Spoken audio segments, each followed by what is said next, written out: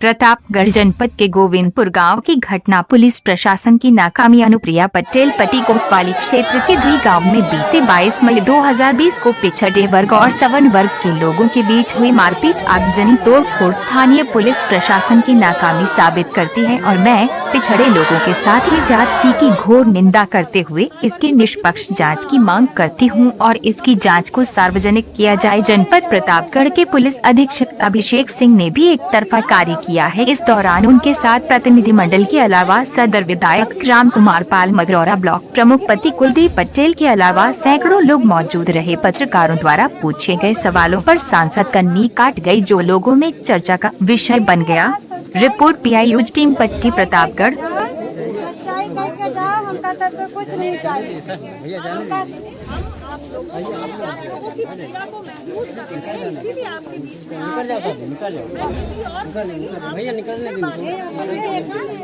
आप मुझे बता दीजिए, आपकी जो कष्ट हो, जो पीड़ा हो, बताइए। आपके 2 घंटे जेल में बंद है, भैया निकलने दीजिए।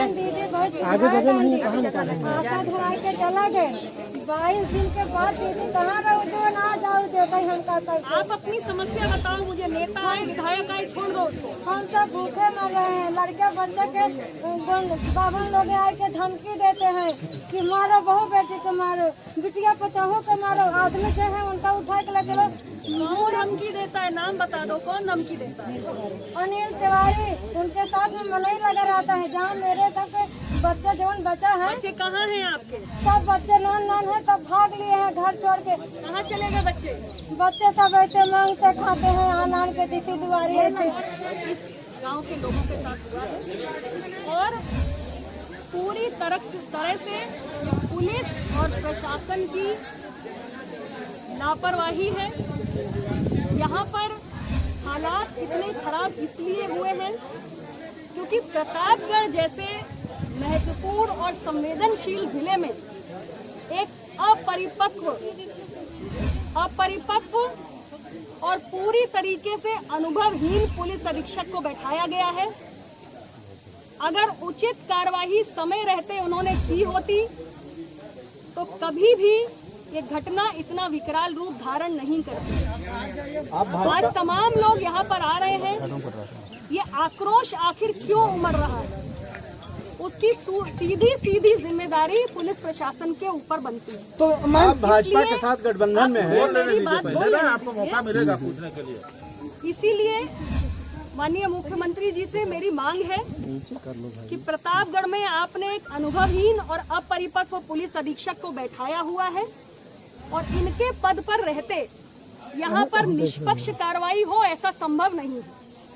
अभी तक इस पूरे मामले में जितना मैं समझ पा रही हूँ, एक पक्षीय कार्रवाई हो रही है, एक ही पक्ष के लोगों की गिरफ्तारियां हो रही हैं। ये कतई उचित नहीं है, न्याय संगत नहीं है और जब तक ये वर्तमान पुलिस अधीक्षक यहाँ पर बैठे रहेंगे, मुझे नहीं लगता है कि कोई निष्पक्ष कार्रवाई हो पाएगी। 22 तारीख से लगातार मेरी इस घटना पे नजर बनी हुई है। मैंने स्वयं ADG से भी बात की, मैंने स्वयं माननीय मुख्यमंत्री जी से भी बहुत बात की और उनसे बात करी। हमारा प्रतिनिधि मंडल यहाँ पर आया था, जिसको हमारे प्रदेश अध्यक्ष डॉक्टर जमुना प्रसाद सरोज जी और हमारे विधायक नीलरतन पटेल जी नेतृत्व कर रहे थे। उन लोगों ने यहाँ पर आकर अपने सारे लोगों से मिलने के बाद, सारी वस्तु स्थिति का आकलन करने के बाद अपनी रिपोर्ट मुझे सौंपी थी और उसके आधार पर माननीय मुख्यमंत्री जी से मेरी व्यक्तिगत रूप से वार्ता हुई और उन्होंने जाँच के आदेश भी दिए।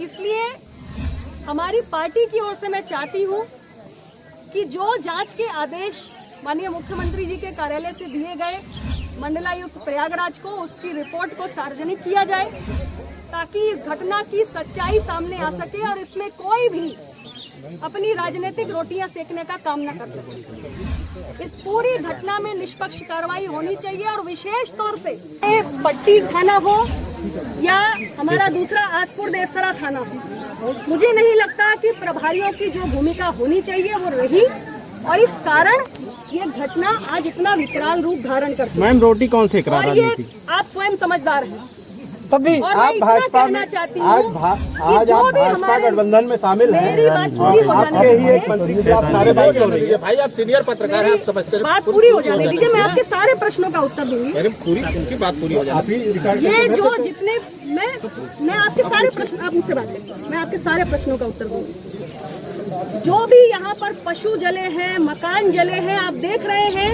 कि गरीब लोगों का जीवन अस्त व्यस्त हुआ है। सरकार से मेरी मांग है कि उन सारे लोगों को मुआवजा दिया जाए। उनके घर मकान जल गए हैं, पशु जल गए हैं, पूरी गृहस्थी अस्त व्यस्त हो गई है, सामान की लूटपाट में देख रही हूँ, तोड़ फोड़ हुई है। इन सारे लोगों को मुआवजा दिया जाए, सरकार उचित मुआवजा दे और इसके साथ ही जो जांच रिपोर्ट है उसको सार्वजनिक किया जाए। मंडलायुक्त के स्तर से जांच हो रही है और एडीजी इलाहाबाद ने भी इस जिले के बाहर एक युवा आईपीएस को, जो सुराव के सीओ हैं, उनको जांच के लिए कहा हुआ है। उनकी भी जांच की रिपोर्ट को सार्वजनिक किया जाए और जो भी दोषी है, दोनों पक्षों के, किसी भी निर्दोष को फंसाया ना जाए और दोनों पक्षों के जो दोषी हैं उनके विरुद्ध कार्रवाई होनी चाहिए। एक पक्षीय कार्रवाई को अपना दल किसी भी कीमत पे बर्दाश्त करने वाला नहीं है। आप कुछ पूछो। तो अभी तक सत्ता पक्ष में है। अभी तक आप जो गिरफ्तारी करी, मतलब वो एक पक्षी है। अभी आपका कहना एक पक्षीय 11 लोगों की गिरफ्तारी हुई है। ये मामला दो पक्षों के बीच में झगड़े का है, विवाद का है। जांच की रिपोर्ट के आधार पर जो भी दोषी हैं दोनों पक्षों से, उनके विरुद्ध न्याय संगत कार्रवाई होनी चाहिए। ये हमारी पार्टी। मैडम, आप सत्ता पक्ष के साथ गठबंधन में हैं और आपके सामने आपके कैबिनेट मंत्री के खिलाफ नारेबाजी हो रही है, मुर्दाबाद के नारे लग रहे हैं, क्या कारण है? देखिए, आप जनता की भावना है, उनसे पूछिए। मैं इस प्रश्न का उत्तर नहीं दे सकती। मैं सिर्फ इतना कहना चाहती हूँ कि पूरी तरीके से यहाँ पर पुलिस और प्रशासन नकारा साबित हुआ है और इस कारण ये घटना आज यहाँ तक पहुँची। मतलब आप पहले आपकी मां और तमाम विपक्षी नेता आए थे, आप भी उसी सरकार में शामिल दर्ज किया गया और मैं सरकार में शामिल हूँ। इसीलिए मैंने स्वयं 22 तारीख से लगातार इस घटना पर नजर रखी है। जो एक जिम्मेदार जनप्रतिनिधि के रूप में मुझे प्रशासनिक अधिकारियों से बात करनी चाहिए, वो भी मैंने किया है। चाहे पुलिस अधीक्षक हो, चाहे एडीजी इलाहाबाद हो, सबसे मैंने निरंतर बात की है।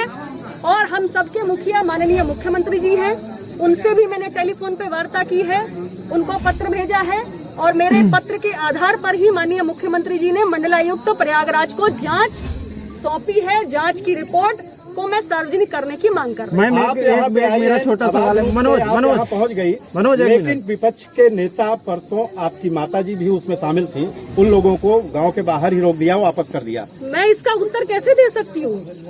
मेरे लिए तो किसी को रोकना या आने देना ये मेरा काम नहीं है। जिसका मतलब काम है उससे पूछिए। सत्ता पक्ष के लोग ही आ सकते हैं। जिसका काम अनुमति देना है आप उनसे धारा प्रश्न करिए। 144 मैम, मेरा एक छोटा सा सवाल है।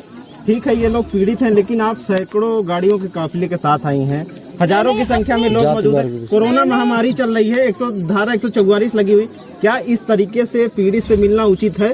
धारा 144 का मतलब होता है 4 व्यक्ति से ज्यादा नहीं जा सकते। आप बाहर पुलिस प्रशासन के जितने जिम्मेदार लोग खड़े हैं उनसे पूछ सकते हैं। मैंने लिखित में पत्र भेजकर एसपी को, डीएम को अनुमति मांगी है।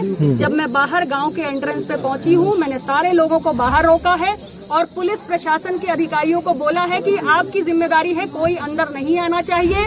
मैं और 2 अन्य लोग मेरे साथ 100 गाड़ियां मैम आपके साथ, 100 गाड़ियां प्रतापगढ़ से, सारे लोग बाहर खड़े हुए हैं। मैम 100 गाड़ियां चल रही हैं आपके साथ। सिक्योरिटी को आप सीआरपीएफ की सिक्योरिटी आप उनको बोल दीजिए भाई हट जाए। आप उनको बोल दीजिए सीआरपीएफ की सिक्योरिटी एक जाति विशेष आपकी जिम्मेदारी नहीं बनती, आपकी जिम्मेदारी नहीं बनती। सीआरपीएफ की सिक्योरिटी मेरे निर्देश पे काम नहीं करती है। सीआरपीएफ की सिक्योरिटी के अपने नियम होते हैं। आप मुझसे बेहतर जानते हैं, आप पत्रकार बंधु हैं। नहीं, एक जाति विशेष। देखिए, thank you ma'am, thank you ma'am.